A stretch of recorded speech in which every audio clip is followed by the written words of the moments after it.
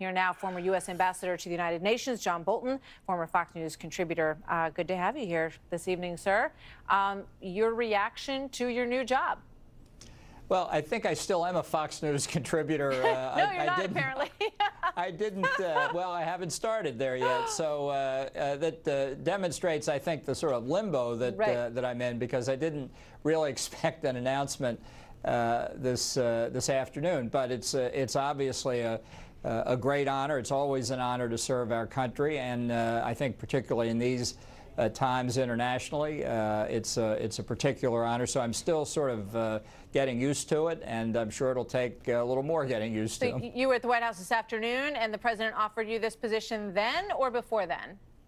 Well, it came to a conclusion this afternoon, and but as I say, there's still a transition. I look forward to working with HR and his team and the other senior members of the president's team on national security, and I have no doubt there's a lot of work to do, and so I'll be devoting myself to getting ready to fill in for HR. But let me ask you this, because one of the stories that was out this week in the Washington Post suggested that the president ignored the advice of someone who was involved in the national security conversation not to congratulate Vladimir Putin when he spoke with him on the phone the other day. Is there any indication that that was the final catalyst that may have provoked this change? No, I don't. I have no idea about any of that. I will say, when I read about the leak of the notes and the subject of the conversation, I was outraged by it. I mean, it recalled earlier in the administration when somebody was leaking transcripts of the president's conversations with foreign leaders. It's completely unacceptable. You cannot conduct diplomacy. You cannot expect other foreign leaders to be candid and open in their conversations with the president if some munchkin in the executive branch decides they're going to leak the talking points of the transcript or any other aspect of it. And I think this is really a terrible reflection on the individual or individuals who did this. They should be ashamed of themselves. And I think whether you're a Republican or a Democrat, a liberal or a conservative, there ought to be unity on this point that leaking of that sort is simply unacceptable. So in terms of the substance of that discussion with Vladimir Putin, you know, your thoughts on the fact that the president did congratulate him on his election? I don't consider it a significant point one way or the other, really. I've said congratulations to a lot of people, foreign diplomats and officials. It's a matter of being polite. The president had other subjects to bring up, according to press reporting. I was not involved in any way in the preparations for it. The election just took place, and I think it's a matter of courtesy more than anything else. Understood. But that aside, you know, I think in general, Ambassador Bolton, the way that you speak about Russia is quite a bit more hawkish than the way that the president does. In fact, you know, just in terms of being outspoken on this recent poisoning, you talked about the fact that chemical weapons poisons were used against Russians in London, and that is something that needs a very forceful response. Is that, you know, what kind of response would you encourage the president to undertake as national security advisor? Well, you know, in the 45 minutes or an hour since I understood the tweet went out, I've been trying to think about how to answer questions like that. So I'll give you my first impression. You know, during my career, I've written, I don't know how many articles and op-eds and opinion pieces I've given. I can't count the number of speeches. I've had countless interviews, maybe a majority of them on Fox in the past 11 years. They're all out there on the public record. I've never been shy about what my views are, but frankly, what I've said in private now is behind me, at least effective April the 9th, and the important thing is what the president says and what advice I give him. So with respect to the second part of your question, I don't think it's appropriate to tell you what advice I would give him. I mean, I think this is part of the difficulty of being in this limbo position tonight. I understand that. You know, I was listening to right when the news broke, Special Report had their panel on, and you know, obviously the questions that initially come to mind are that you are obviously a person who is very strong-headed in your beliefs about things. It's gotten you into trouble at times in the past. There was, you know, one indication, I think, on Twitter that said that you promised the president that you wouldn't start any fights. Is that true, or is that the the sort of mien that you want to come into the White House with as more diplomatic than you've been seen in the past, or are you going in there to shake things up? You know, if I believed half of what I saw on Twitter, I'd probably withdraw from the world, which some people would prefer. Look, I have my views. I'm sure I'll have a chance to articulate them to the president. Some people don't like people who have substantive views. They're more process-oriented.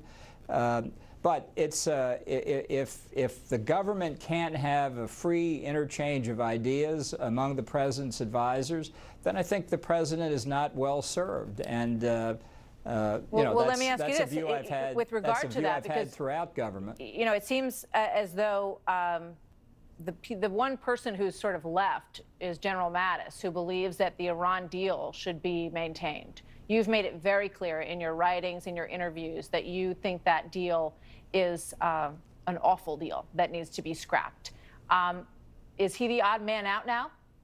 You know, for the reasons I just explained, I've said what I've said about the Iran deal before. I'm not sure I've ever met General Mattis, so I'm not going to opine on what his views are, what he said to the president in private, or what discussions we may have the opportunity to have. In terms of North Korea, do you believe that the president should sit down with Kim Jong-un? You have also said that the military option is needs to be in the forefront, I guess might be a fair way to say it, from the statements that you've made, that it should absolutely never be off the table. Do you think he should meet with him? You give a great interview. Same question, same answer. All right, so I understood, and I do appreciate the fact that you came in 45 minutes after this announcement was made, and that you are, as you say, in a bit of limbo. I guess, just a big picture question for you. How do you want to have an impact on the White House in this job? How do you see yourself changing perhaps the tenor of this administration, if you do? Well, look, any president is entitled to have a national security decision-making structure the way he wants to have it. And the system is designed to be flexible. Different presidents have different approaches, different styles.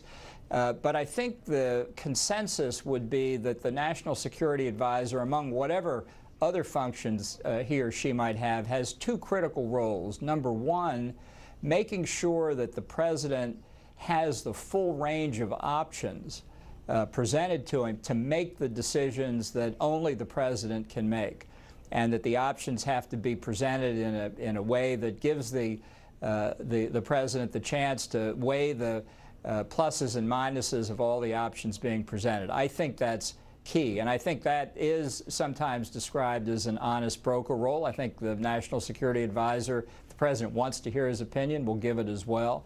That's sort of one side of the coin. The other side of the coin is when the president makes a decision, the National Security Advisor is, among others, but certainly one of the leading implementers of the decision, making sure that the bureaucracies out there get the decision and implement it. And I've been in lots of bureaucracies, and I've seen the way that bureaucracies that don't like decisions sit on them. So I know my way around the corridors in Washington, and I think that that role will also be important. So those are the sort of two sides of the coin, I think, of the central role for the advisor. So what I'm hearing in that, and tell me if I'm wrong, is that although you are an opinionated, outspoken person, if the president does not want to take the advice that you're giving him, you will make sure that the White House is presenting a united front? Absolutely. Jim Baker, who taught me an awful lot about politics, about foreign affairs, used to end most discussions about things where clearly my suggestion wasn't going anywhere by saying, because, John, the guy who got elected doesn't want to do it. Mm. And I think that the rest of the bureaucracy needs to understand as well, when the guy who got elected makes a decision, that's what the Constitution provides. And there's a famous story about Dean Acheson, the Secretary of State in the Truman administration, was asked by a reporter, maybe somebody like you, how is it that Acheson and President Truman had such a good working relationship? And Atchison said basically, because neither the president nor I ever forgot who was president. Well, this is an interesting president. And he does things in a very different way. There's discussion that if, John Kelly does decide to leave, that maybe the president wouldn't replace a chief of staff. Maybe he would, sort of run things more on his own. Do you think that would be a wise decision? If I were a completely private citizen, I might have a view on that, but I'm not sure that in the present circumstances I'm going to comment on that one either. Sorry. Well, let me ask you a more personal question then, because you're someone who, over the years, has entertained the idea of running for president at times. There was discussion that you would be considered as Secretary of State at times during the construction of this administration. So on a personal level, how do you feel about the job that you've been offered and what it means for you and your life and your future? Well, it's still sinking in, so I haven't thought about it a great deal. But you've clearly been thinking about it over the past few weeks, because I know you've made a few visits to the White House over the past few weeks, and no doubt you've had conversations. I mean, in terms of the way that the impact that you can have on America, on being in the White House, on being that close to the president. I know that you feel strongly about this president and that his potential I know you've said you believe he has enormous potential. So what do you think John Bolton can bring to the table? I know you've said more about my views than I have, which is an interesting observation. But look, the National Security Advisor, like all of the president's top advisors, serve at his pleasure. And he may be a different kind of president than others, but I think that's what the people voted for, and that's the role I've been asked to take on, that I sought, certainly, and that I'm pleased to have accepted it and honored to carry it out. We'll see what happens. All right. I want to ask you one question about the topic that we originally brought you on to talk about tonight, Ambassador, because you've been, I respect the fact that you are here tonight, and it's good to talk. This is the longest interview on Fox that I've ever had, and probably one where I've answered the fewest questions. So congratulations. Well, it's a mutual record, I'm sure. We're working on it here. In terms of the backup on appointments, and it's interesting because you also went through a very delayed appointment process when for your ambassadorship to the UN, which I believe ended up in a recess appointment in the Bush administration. So you don't have to go through that process this time, but other people do. And they are very backed up, as you know. Rick Grinnell, who worked with you at the United Nations, is one of the people who is waiting and waiting and waiting. And the process is such that there have to be 60 hours of debate and discussion in the Senate, which is pretty hard to put together, given the work week in the Senate. So your thoughts on what can be done to make that process move more quickly? Well, I think the confirmation process is so far out of control. It is nothing like today what the framers of the Constitution intended.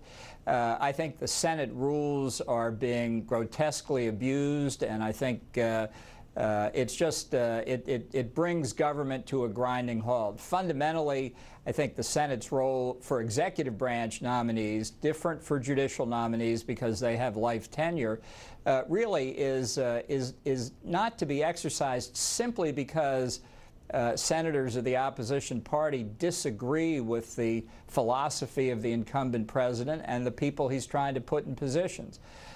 So I think steps ought to be taken really to give people an up or down vote. If senators want to vote against them, that's obviously their prerogative. But have a vote. Stand out in the rain. Do what you're elected to do. Don't hide in procedural delays. John Bolton, sir, very good to have you with us tonight. Obviously a lot to talk about, and we hope to continue the conversation as you move into this new, very important position as you take on the next chapter of your life at the White House as the National Security Advisor, April 9th. Ambassador, thank you. Thank you very much for being here tonight. Thanks very much for having me. You bet.